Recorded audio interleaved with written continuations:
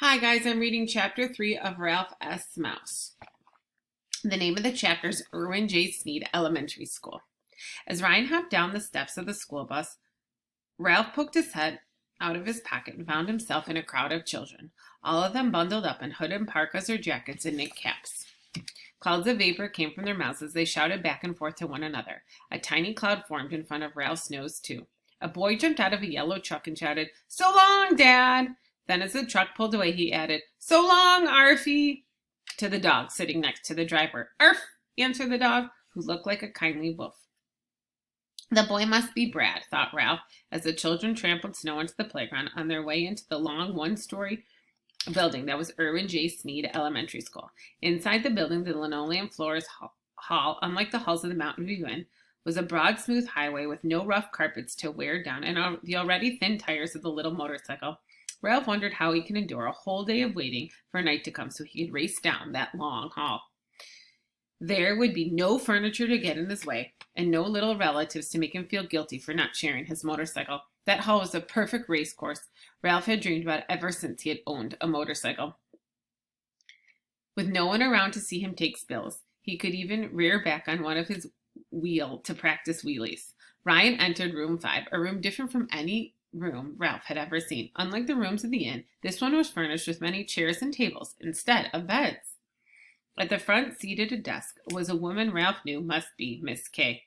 Her toothpaste was nowhere in sight. At the rear of this room, Ryan hung his backpack on a hook. Then he removed his parka and hung it on the hook, too.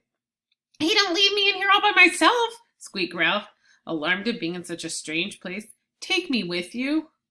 "Promise you'll stay out of sight?" whispered Ryan at the corner of his mouth. "Sure," agreed Ralph. Ryan started to poke Ralph into the pocket of his jeans, and Ralph objected. "Hey, not here! The place is too tight. You'll squash me when you sit down."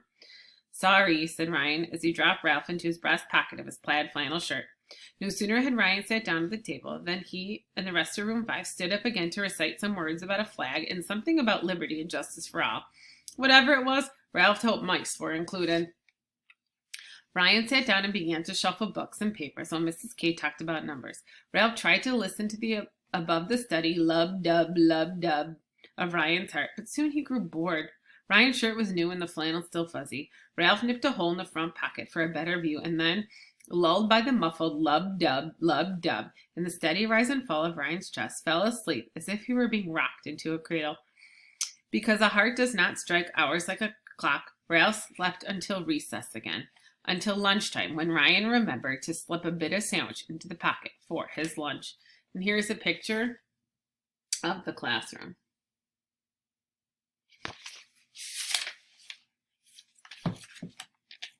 Sometime in the afternoon, Ralph awoke feeling hot, cramped, and restless.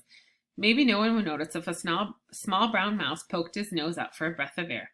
After a few whiffs, Ralph stuck his head all the way out to see what was going on. All heads except one were bent over their papers on the tables. One girl was chewing her pencil and staring into space. "That's funny," thought Ralph. "I didn't know people gnawed on things, too." Unexpectedly, the girl turned her head and looked straight at Ralph. Then she tapped another girl on the shoulder and pointed. Too late. Ralph ducked back into the pocket. He heard the girls whispering, and soon others were whispering, too. "Oh, no," thought Ralph. Feeling both guilty and doomed, he had broken a promise to stay out of sight. He was in trouble. Miss Kay spoke. "Melissa, is something disturbing you?" she asked. Melissa, thought Ralph, so that's the girl whose boots I'm supposed to live in. "Not exactly, Miss Kay," answered Melissa. "There seems to be something going on I don't know about," persisted Mrs. Kay. "Won't someone let me in on it?" I thought I saw something move in Ryan's pocket," admitted Melissa. "Ryan, do you have something you wish to share with the class?" asked Miss Kay. Ralph squeezed himself into the corner of the pocket as Ryan's heart began to beat faster, or rev up, as Ralph thought of it. "No, not exactly," Ryan told his teacher. The class began to speak. "Yes, he does. I saw something and it moved." Ralph dug his claws into the flannel shirt as Miss Kay said, "Ryan, why don't you come to the front of the room and let us see what it is?" Ralph started to chew through the side of the pocket closest to the heartbeat. As Ryan walked in the front of the room, he reached into his pocket, grasped Ralph by the tail, dragged him out, chewing and struggling out of the pocket. Ralph was so angry at the treatment he was squeakless. When Ryan sat him on the palm of his hand, He turned back into the class and sat quivering with a range of terror. "What a beautiful mouse," said Miss K, who was so young and enthusiastic and eager to give her pupils learning experiences. "Class, gather around for a better look." "I'm beautiful?" thought Ralph. No adult or child, for that matter, has ever described him as beautiful. Far from it. "Look at his perfect little paws," said Miss K. Ralph looked too as the class left their seats and to crowd around. His paws looked like ordinary mouse paws to him, but now that she mentioned it, maybe. "And his little lovely ears," continued Miss K. "Aw," breathed the children. "He's cute. He's really neat. He's darling." Well, what do you know? Ralph perked up and stopped quaking. Shyly, he turned his face to the class. One member of room 5, however, did not admire Ralph. "He's just your standard brown mouse," said Brad. "There are plenty more like him." "Where did you get your mouse, Ryan?" asked Mrs. K. "At the hotel where I live," explained Ryan. "He's a smart mouse. His name is Ralph."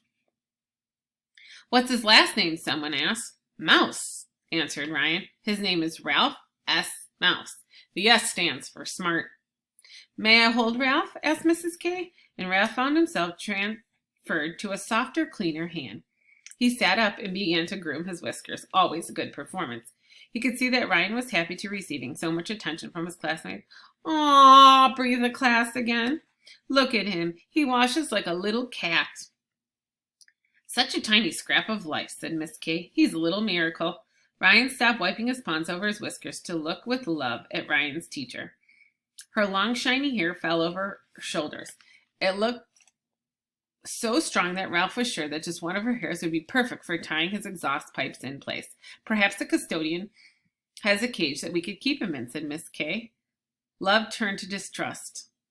This wonderful woman with useful hair was turning out to be like any other grown-up. Ryan spoke up.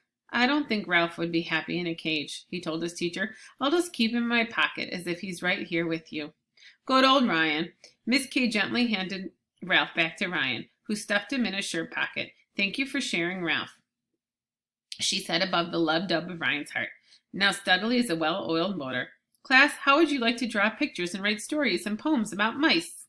Friday afternoon, we could have a mouse exhibit to show off our work. Ryan, you could bring Ralph to school again so he could be our guest of honor."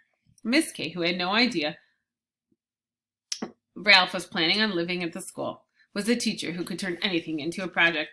Most of the class was enthusiastic. Others thought mice were as good as any other subject for drawing and writing. A boy named Gordon said he didn't like to do any of those things. Miss K suggested he go to the library and look up facts about mice and write an essay about them. "And what do you want to do, Ryan?" she asked. "I would like to tell how smart Ralph is." Ryan's answer threw Ralph into a fright. What was Ryan going to tell his classmates about the motorcycle? Ralph would not ride his precious motorcycle in front of everyone. "Splendid, Ryan," said Miss K. "But why not show us how smart he is? Do you know what a maze is?" "Sorta," said Ryan. "I've seen them on kids' pages on the Sunday paper. You take a pencil and try to draw a line through the open spaces of a diagram from one side to another. It isn't easy because there are a lot of dead ends." "That's right," said Miss K, who was drawing a maze on the blackboard as Ryan spoke. And there's a picture of her maze. Scientists use mazes with walls to test the speed with which mice learn. They start a mouse at one end and time to see how fast it reaches the food at the other end.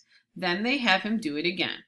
If he cuts down his time, they know he has learned from the experience. Do you think you could build a maze?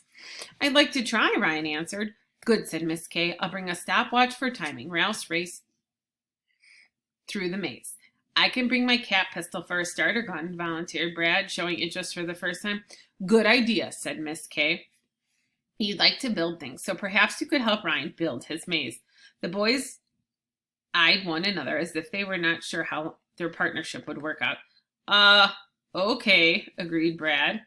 So it happened that Ralph was not only a learning experience for room 5, he was to have a learning experience of his own. He was not sure he liked the idea, especially the part about the starter gun. What if he couldn't run through the maze faster the second time? What if he couldn't find the food the first time? What if he turned out to be stupid? "Of course I'm not stupid," thought Ralph, as he tried to make himself comfortable in Ryan's pocket once more. "I can ride a motorcycle, can't I?" He began to have doubts again, and doubt turned to anger. His intelligence or stupidity was nobody's business but his own. When the last bell rang, Ryan went to the back of the room to collect his parka. Ralph poked his nose out of the shirt pocket. "I'm not going to do it," he squeaked at Ryan. "I'm not going to run any maze just because you say so." "Sure you are," said Ryan out of the corner of his mouth, so no one would notice he was talking to Ralph. "I'm new at the school, and nobody paid attention to me until I pulled you out of my pocket. You have to run the maze."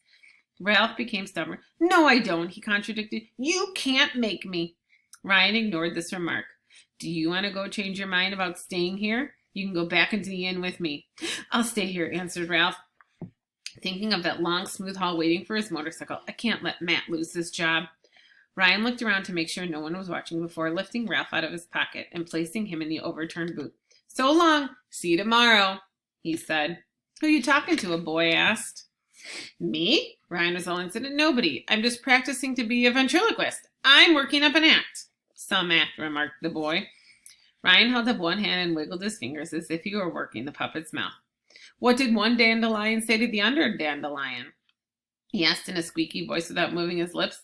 "I don't know," he said in the normal voice. Then he answered in the squeaky voice, "Take me to your leader." All this nonsense made Ralph frantic. "Hey, give me my motorcycle," he ordered as soon as the other boy had gone. Ryan tried to speak without moving his lips. "And have you riding all over school?" "Not a chance.